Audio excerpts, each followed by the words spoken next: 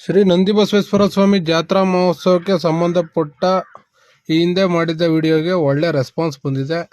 ಹಾಗಾಗಿ ಇವತ್ತಿನ ವಿಡಿಯೋದಲ್ಲಿ ಏನಪ್ಪಾ ಅಂತಂದ್ರೆ, ಜಾತ್ರೆ ಆವರಣ ಹೆಚ್ಚು ಕಡಿಮೆ ದನಗಳು ಕಟ್ಟುವಂತ ಸಂಪೂರ್ಣ ಆವರಣ ಇವತ್ತು ಮತ್ತೆ ನಾಳೆ ಸಂಪೂರ್ಣವಾಗಿ ಸ್ವಚ್ಛ ಆಗುತ್ತೆ. ಯಾರ್ಯಾರು ಗೊಂತುಗಳನ್ನ ಮಾಡಿದ್ರಿ ಅವರೆಲ್ಲ ಬಂದು ಇನ್ನೊಂದ್ಸಲ ನೋಡ್ಕೊಳ್ಳಿ. ಯಾರ್ಯಾರು ಬಂದು ಮಾಡಿಲ್ಲ ಬಂದು ಮಾಡ್ಕೊಳ್ಳಿ.